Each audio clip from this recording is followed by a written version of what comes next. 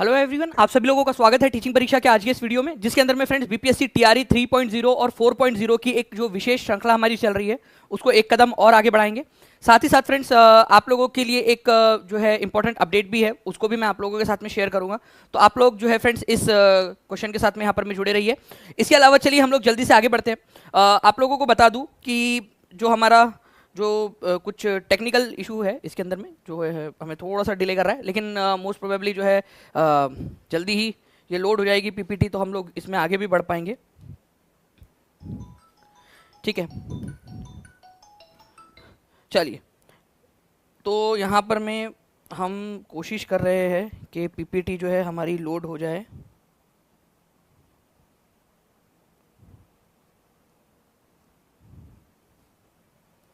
Just a second friends, थोड़ा सा delay हो रहा है, लेकिन कुछ रीजंस है, ठीक है, जिस वजह से ये डिले हो रही है। चलिए, हो गया है पीपीटी लोड हमारी, ठीक है।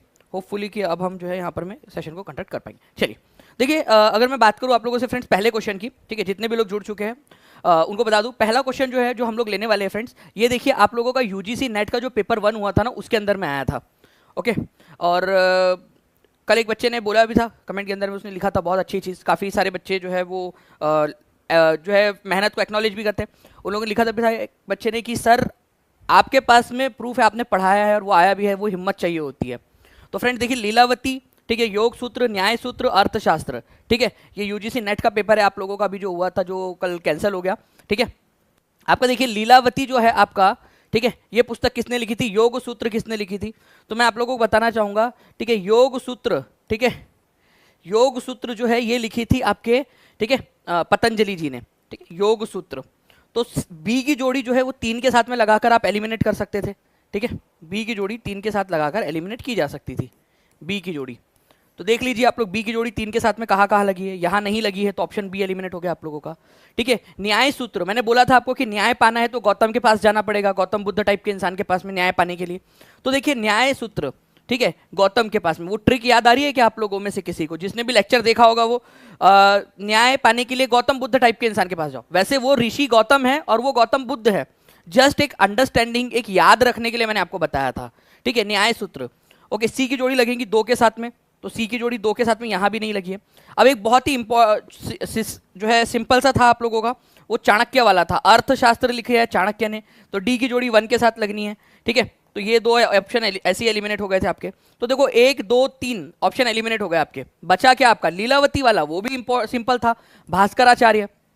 ठीक है, लीलावती नाम की जो है मैथ्स की पुस्तक है जो भास्कराचार्य ने लिखी है। तो आंसर इसका क्या हो जाएगा फ्रेंड्स, आंसर इसका हो जाएगा ऑप्शन नंबर ए या फिर 1। प्लीज इसको याद रखिए, ये 4 क्वेश्चन एक एक क्वेश्चन एक एक नंबर के बराबर, एक एक क्वेश्चन के बराबर है। ठीक है, ये सारे के सारे, तो प्लीज इसको याद रखना है आप लोगों ने, इंपॉर्टेंट है, एग्जाम के अंदर में आप लोगों से पूछा जा सकता है। ओके, तो इसको प्लीज थोड़ा सा आप लोग इसके ऊपर में विशेष ध्यान दीजिए एक बार, अगर क्वेश्चन अगर है आप लोगों का। ठीक है,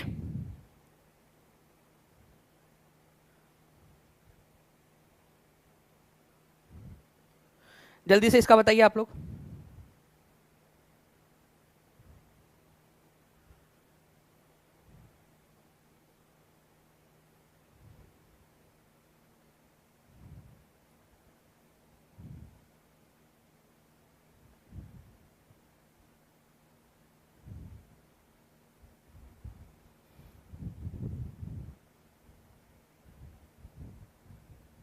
चलिए, तो देखिए फ्रेंड्स, यहां पर में अगर हम लोग बात करेंगे, ठीक है, कि लीलावती जो है पतंजलि, योग सूत्र योग सूत्र पतंजलि, लीलावती भास्कराचार्य, न्याय सूत्र जो है गौतम, और अर्थशास्त्र चाणक्य। मैक्सिमम बच्चों ने यहाँ पर में लिख दिया है, बहुत अच्छी बात है। ठीक है, ऐसे ही आप लोग यहाँ पर में करते रहिए फ्रेंड्स इसको। ठीक है, नाउ फ्रेंड्स नेक्स्ट क्वेश्चन की तरफ में आगे बढ़ते हैं हम लोग यहाँ पर में। अब ये क्वेश्चन को आप लोग देखिए, ये क्वेश्चन में बहुत सारे बच्चे कंफ्यूज होते हैं, इसी वजह से ये क्वेश्चन मैंने यहाँ पर में लिया है, और मैं आप लोगों को जो है फ्रेंड्स इसको बिल्कुल क्लियर कर देता हूँ। थोड़ा जो है ये क्वेश्चन में बच्चों की गलतियाँ हो रही है, इस वजह से इसको मैं यहाँ पर मैं आप लोगों का एक्सप्लेन कर देता हूँ, खत्म करते इसका आज, टेंशन ही खत्म कर देते। ठीक है, बताइए जल्दी जल्दी से।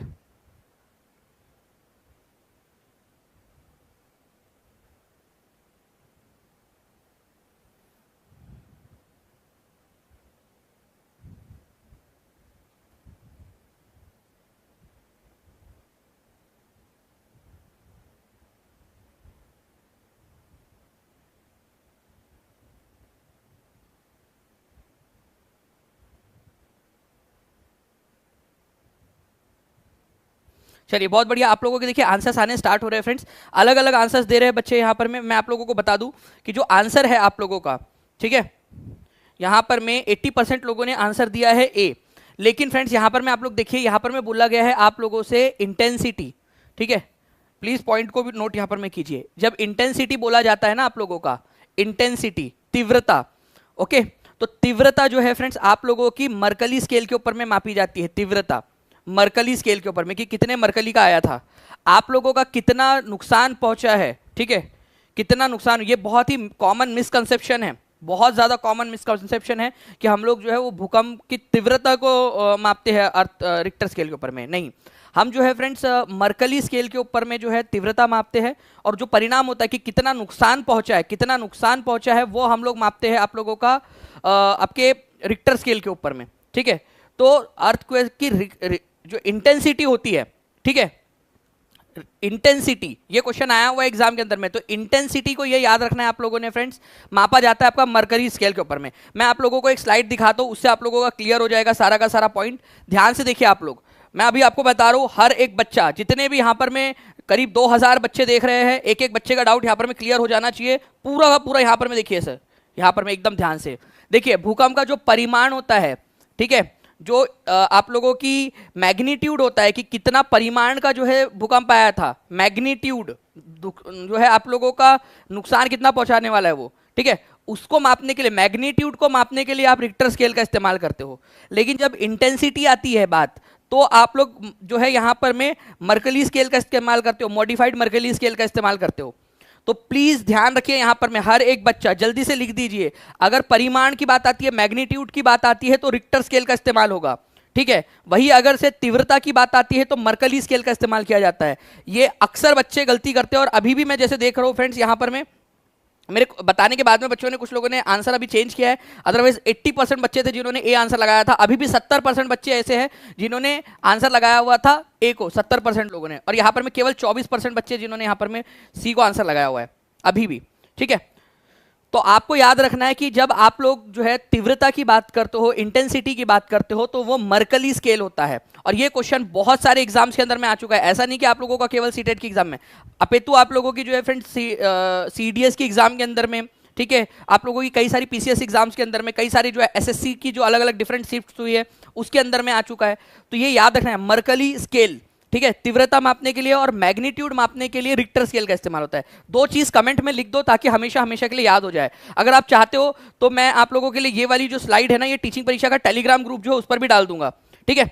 टीचिंग परीक्षा का टेलीग्राम ग्रुप, टेलीग्राम आप लोग सभी लोग ज्वाइन हो गए होंगे टीचिंग परीक्षा के टेलीग्राम ग्रुप पे। दानिश शेख टेलीग्राम ग्रुप है, उस पर जो ज्वाइन हो गए होंगे आप लोग, दानिश शेख जो टेलीग्राम ग्रुप है उसके ऊपर में, ठीक है। तो दोनों पे ज्वाइन हो जाइए आप लोग, मैं आप लोगों को वहां पर मैं आप लोगों के साथ में शेयर कर दूंगा दोनों जगह पे, ठीक है। चलिए, उसके बाद में जो है फ्रेंड्स एक क्वेश्चन था आपका, no confidence motion in Lok Sabha, ठीक है। No confidence motion in Lok Sabha लाने के लिए कितने जो है लोगों की जरूरत होती है? कम से कम इतने लोग होने चाहिए तभी जो है नो कॉन्फिडेंस मोशन लाया जा सकता है। बताइए, नो कॉन्फिडेंस मोशन, तो लोकसभा में अविश्वास प्रस्ताव को प्रस्तुत करने के लिए वांछित न्यूनतम सदस्यता संख्या क्या है? ठीक है, तो देखिए अगर मैं आप लोगों को बात करूं फ्रेंड्स कि नो कॉन्फिडेंस मोशन, ऐसा शब्द कोई भी आर्टिकल के अंदर में आप लोगों का वैसे तो है नहीं, ठीक है, कोई इसके अंदर में है नहीं आप लोगों का। लेकिन आर्टिकल नंबर 75 क्या कहता है, ध्यान से समझना आप लोग, ठीक है। आर्टिकल नंबर 75 ये कहता है कि जो भी जितने भी मिनिस्टर्स रहेंगे, ठीक है, मंत्री परिषद रहेगा, वो किसके प्रति रिस्पॉन्सिबल रहेगा? लोकसभा के प्रति। अब एक क्वेश्चन बन गया यहां से, अब देखो यहां पर में मेरी बात ध्यान से सुनो, टक टक ध्यान से सुनेंगे। आप लोगों ने याद रखना है कि जो भी सरकार है, मोदी जी, उनके जितने भी मंत्री हैं वो पूरे मिला के मंत्रिमंडल कहलाते हैं। वो मंत्रिमंडल किसके प्रति रिस्पॉन्सिबल होता है? क्या संसद के प्रति रिस्पॉन्सिबल होता है? नहीं, ठीक है, पूरी संसद के प्रति रिस्पॉन्सिबल नहीं होता, वो केवल लोकसभा के प्रति रिस्पॉन्सिबल होता है as per the article number 75 of Indian constitution, ठीक है। आर्टिकल नंबर 75 के तहत वो लोकसभा के प्रति रिस्पॉन्सिबल होगा। नाउ अब दूसरी चीज, जब वो लोकसभा के प्रति रिस्पॉन्सिबल है तो आप लोगों ने ये याद रखना है कि अगर लोकसभा चाहे कि लोकसभा के अंदर में उनकी मेजोरिटी है या नहीं, वो चेक कर सकती है। तो ये बाय डिफॉल्ट, मतलब एक बेसिक अंडरस्टैंडिंग के तहत जो है ये लाया जाता है, अदरवाइज नो कॉन्फिडेंस मोशन का कोई आर्टिकल नहीं है। आर्टिकल नंबर 75 ये बोलता है कि वो मंत्रिपरिषद लोकसभा के प्रति रिस्पॉन्सिबल रहेगा। तो लोकसभा के अंदर में ये टेस्ट किया जा सकता है कि क्या तुम्हारे पास मेजोरिटी है। अगर मेजोरिटी नहीं है तो फिर वो सरकार को इस्तीफा देना पड़ता है। तो आप लोगों को बताना चाहूंगा फ्रेंड्स कि कम से कम 50 मेंबर्स, ठीक है, उनकी सहमति चाहिए अगर नो कॉन्फिडेंस मोशन स्टार्ट करना है। तो ये एक प्रथा बन गई है, ठीक है, कोई इसमें रूल और रेगुलेशंस वगैरह नहीं है आप लोगों का। ये जो है फ्रेंड्स आपका लोकसभा का जो बुक है ना, रूल वाली बुक, ठीक है, उसके अंदर में प्रथा के तौर पर रूल नंबर 198 में जोड़ दिया गया है। अदरवाइज इसका कोई कानून नहीं है, ठीक है। तो 50 मेंबर्स कम से कम चाहिए होंगे नो कॉन्फिडेंस मोशन लाने के लिए। मतलब कल जाके ऐसा नहीं हो सकता कि आप लोकसभा के मेंबर हो और आपने सोचा कि यार चलो आज कुछ तूफानी करते हैं और नो कॉन्फिडेंस मोशन ला लिया। अच्छा, नो कॉन्फिडेंस मोशन केवल लोकसभा में लाया जा सकता है। क्या ये बात क्लियर है? हाँ या ना, जल्दी से हाथ ऊपर कर दो अगर ये बात क्लियर है तो, क्योंकि ये भी क्वेश्चन आया हुआ है। नो कॉन्फिडेंस मोशन कहाँ लाया जा सकता है? संसद में, राज्यसभा में, लोकसभा में, more than one of the above, none of the above. Answer क्या होगा आप बताइए इसका आंसर जल्दी से, अगर याद हो गया तो। ठीक है, केवल लोकसभा में लाया जा सकता है, राज्यसभा का इससे कोई लेना देना नहीं है। ठीक है, ये भी आप लोग पॉइंट याद रखोगे, इंपॉर्टेंट था। ठीक है, चलिए नाउ फ्रेंड्स, अब देखिए यहां पर मैं आप लोगों को बता दूं कि अच्छा ठीक है, अब देखिए मैं आपको जो क्वेश्चन बता रहा था, ठीक है, उसी से रिलेटेड एक क्वेश्चन मुझे मिल गया, बताइए। और कितने सारे एग्जाम्स में आया हुआ है आप खुद भी देख लीजिए यहाँ पर में, और इसका आंसर हर एक बच्चा करेगा, मुझे ऐसी उम्मीद है। बहुत ज़्यादा लंबा सेशन नहीं रहेगा फ्रेंड्स आज का, क्योंकि मैंने आपको कुछ अनाउंसमेंट्स है वो करनी है आपके साथ में, ठीक है, और उसके बाद में फिर हम लोग आगे बढ़ेंगे। ठीक है,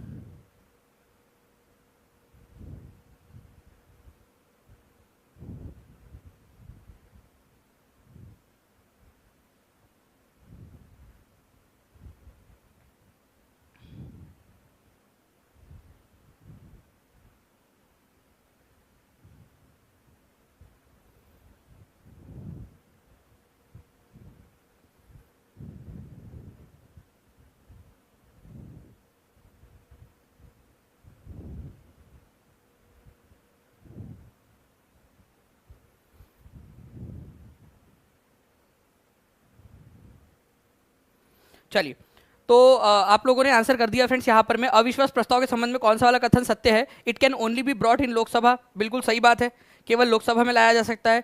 it can only be brought against the council of minister, not against any single minister. वो पूरे के पूरे मंत्री परिषद के अगेंस्ट लाया जा सकता है, ऐसा नहीं कि कोई मंत्री है, मान लो शिक्षा मंत्री, आपको उसको हटाना है तो उसके अगेंस्ट लाएंगे, नहीं, ये पूरे के पूरे मंत्री परिषद के अगेंस्ट आता है।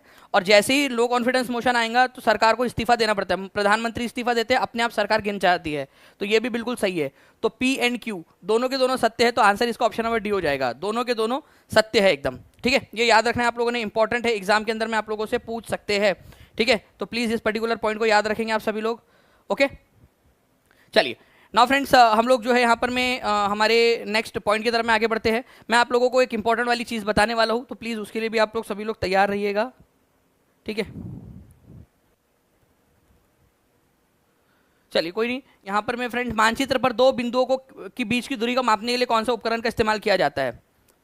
मानचित्र पर दो बिंदुओं के बीच की दूरी को मापने के लिए किस चीज़ का इस्तेमाल करते हैं?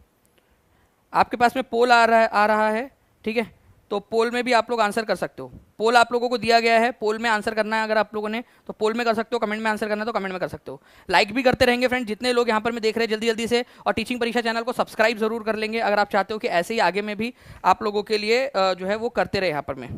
ठीक है, वीडियोज़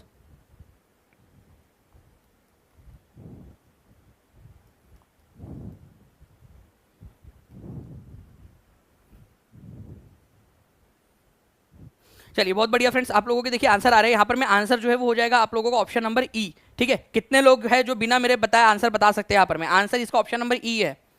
मैं आप लोगों को चैलेंज कर रहा हूँ, आप लोगों को जो है एक कदम और आगे बढ़ने का यहाँ पर मौका दे रहा हूँ, आप बताइए जल्दी से।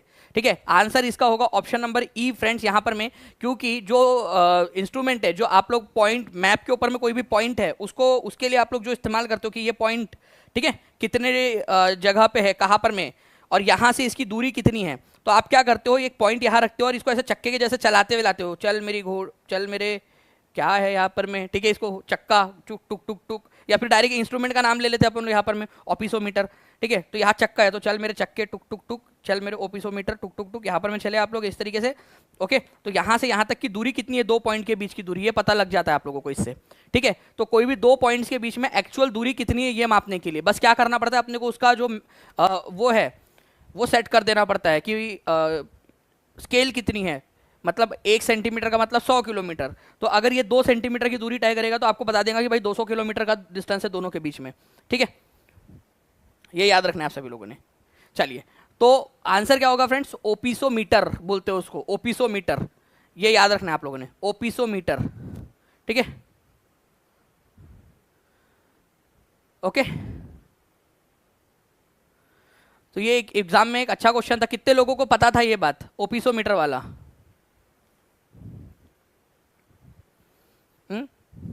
अब देखिए मैप के ऊपर में जब भी आपको एरिया मापना होता है ना तो आप उसके लिए प्लेनीमीटर का इस्तेमाल करते हो, ठीक है।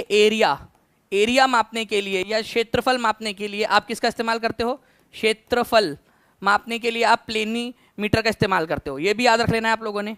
एक होता है पायरोमीटर, पायरोमीटर जो है फ्रेंड्स बहुत ज़्यादा जब हाई टेम्परेचर होता है ना उसको मापने के लिए पायरोमीटर का इस्तेमाल किया जाता है, बहुत ज़्यादा हाई टेम्परेचर को मापने के लिए पायरोमीटर। तो क्या आप ये सारी की सारी चीज़ें लिख सकते हो, बताइए जल्दी से, क्या आप ये तीनों के तीनों चीज़ें लिख सकते हो एक बार आप लोगों के लिए, ठीक है। ओपिसोमीटर मैप पर 2 पॉइंट्स के बीच का डिस्टेंस मापने के लिए, प्लेनीमीटर मैप पर क्षेत्रफल एरिया मापने के लिए, और बहुत ज़्यादा कहीं पे किसी जगह पे बहुत ज़्यादा हाई टेम्परेचर है तो उसके लिए पायरोमीटर का इस्तेमाल किया जाता है, ठीक है। तो ऐसे आप लोगों ने थोड़ा सा इसको याद रखना था। नाउ फ्रेंड नेक्स्ट आप लोगों का मैं आपको बिहार एससीईआरटी जो कि टीचिंग परीक्षा के एप्लीकेशन पर भी अवेलेबल है पूरी की पूरी, उससे रिलेटेड क्वेश्चन आपको दिखाता हूँ। Simon commission envisages for India, ठीक है।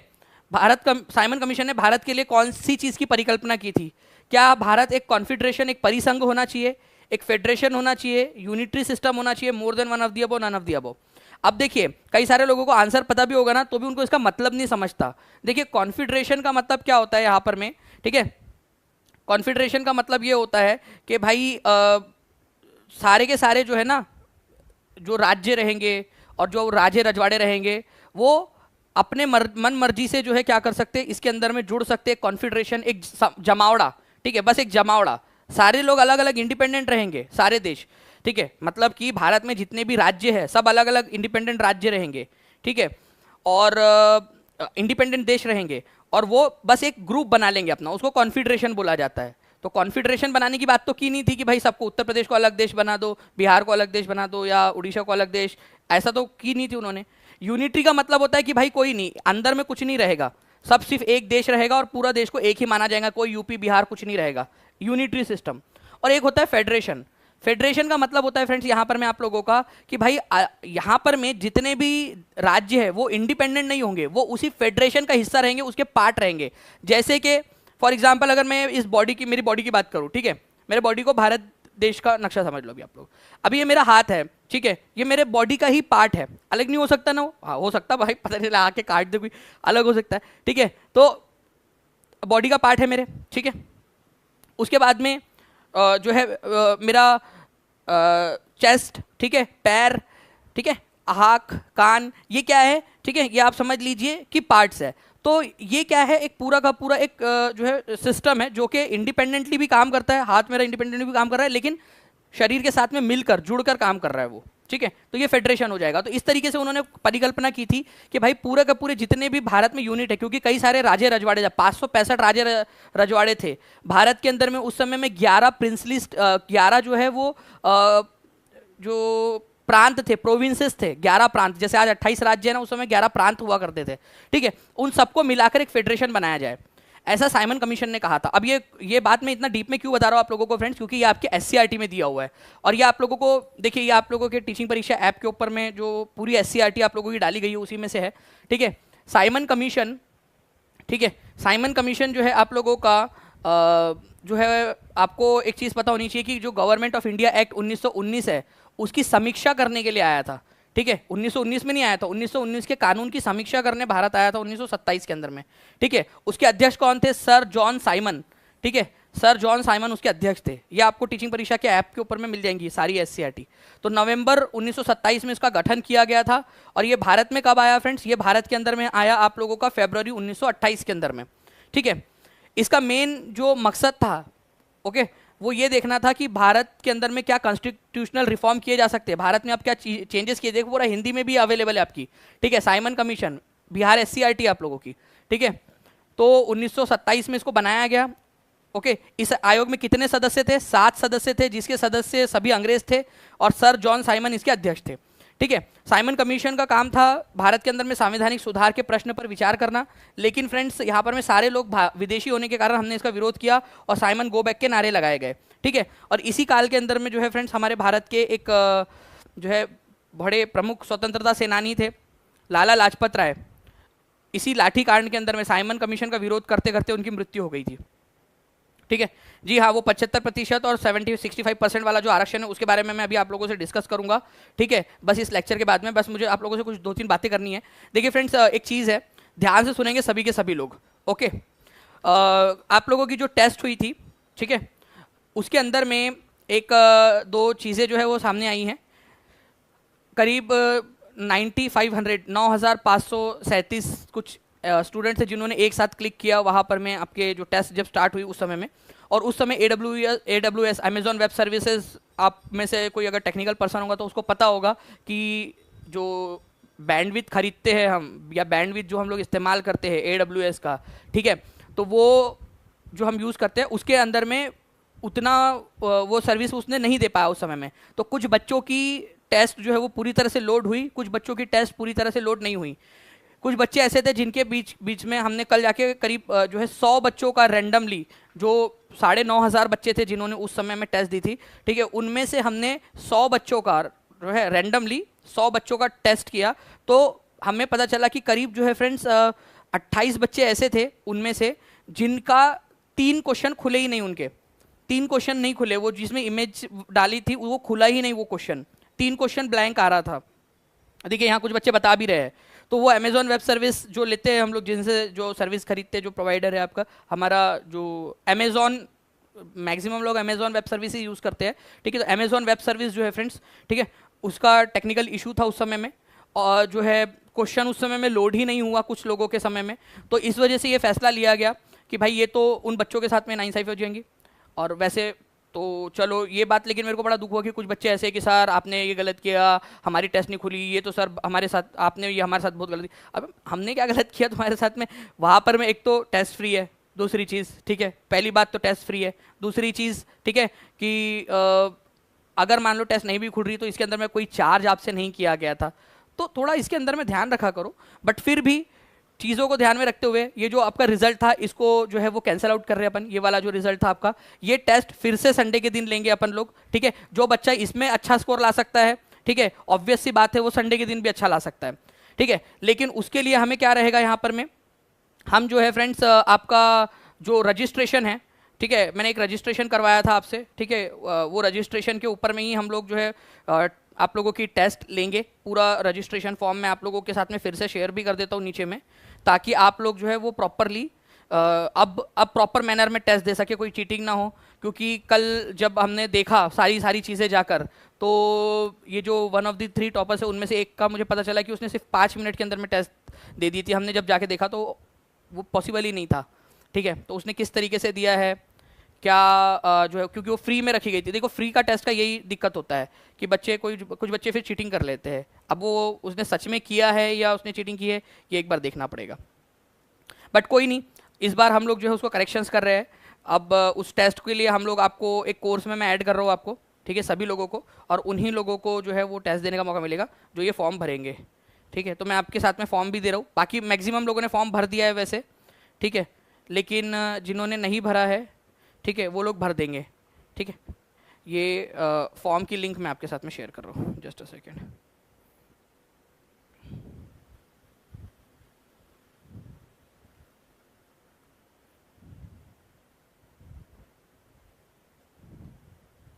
मैं सचिन सर से रिक्वेस्ट करूँगा कि प्लीज़ अगर पॉसिबल हो तो इसको पिन कर दिया जाए। ठीक है, मैंने आप लोगों के साथ में यहाँ पर मैं लिंक को वो कर दिया है फ्रेंड्स, ठीक है। कि सर चीटिंग कैसे किया होगा? संध्या रानी जी, मुझे लगता है कि शायद हो सकता है फ्री टेस्ट है, एक एक मोबाइल में खोल लिया। अब चलो मैं आपको तो तरीका बता दे रहा हूँ यार, लेकिन फिर भी बता रहा हूँ कि एक मोबाइल में खोल लिया और दूसरे मोबाइल के अंदर में जो है वो यहाँ से सर्च कर रहा है और यहाँ पर मैं टेस्ट दे रहा है, कुछ भी हो सकता है। तो इस चीज़ को अब अवॉइड करने के लिए हमने ये कोशिश की है कि अब वो वहाँ ना डालते हुए अब हम लोग करेंगे इसको यहाँ पर में, ठीक है। क्योंकि एक बच्चे के साथ में भी गलत हो रहा है तो फिर वो गलत जो है नहीं होना चाहिए यहाँ पर में। ओके चलिए, तो आप लोगों का जो है फ्रेंड्स ये जो ये था टेस्ट वाला चीज़ वो मैंने आप लोगों को बता दिया है। ओके, तो आज हम लोग इसको यहीं पे रखते हैं। ओके संजय कुमार जी, चलिए आप बोल रहे हो इस वजह से ख़त्म कर देते इसको यहाँ पर मैं अपन।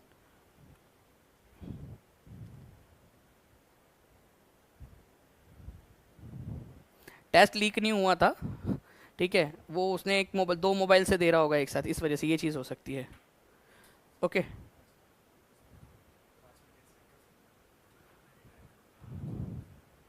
ठीक है। इसके अलावा जो है फ्रेंड्स आप लोगों का एक खबर और जो आई है आप लोगों की सामने निकल कर, आप लोगों का जो 65% वाला जो मुद्दा है, ठीक है, 65% जो रिजर्वेशन का, ठीक है, वो भी मैं आप लोगों को बता देता हूँ कि वो क्या हुआ है। अभी एक सेशन के ऊपर मैं आप लोगों को लेकर चलूंगा मैं, ठीक है। वो चीज़ आप लोगों को जो है पूरा का पूरा पता चल जाएगा कि उसके अंदर में क्या है, ठीक है।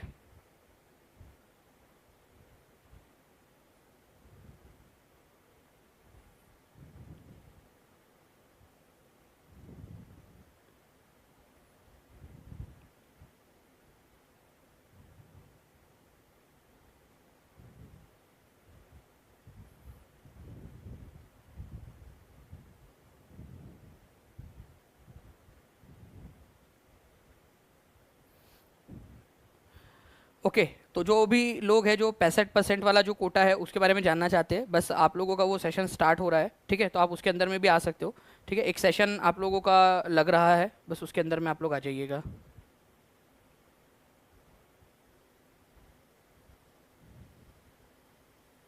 और उसका असर क्या होगा कि जिसको वो ख़त्म कर दिया गया है।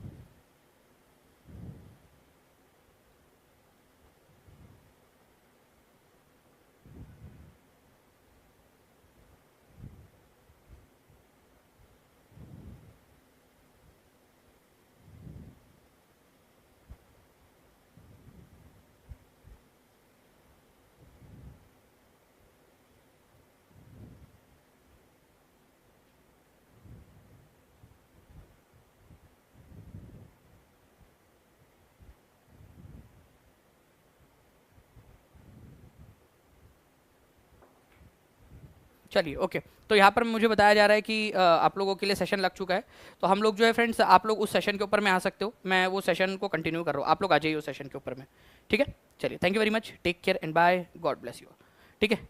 जिनका फॉर्म फिल है उनको वापस से फॉर्म फिल करने की ज़रूरत नहीं पड़ेगी, ठीक, चलिए बाय, थैंक यू।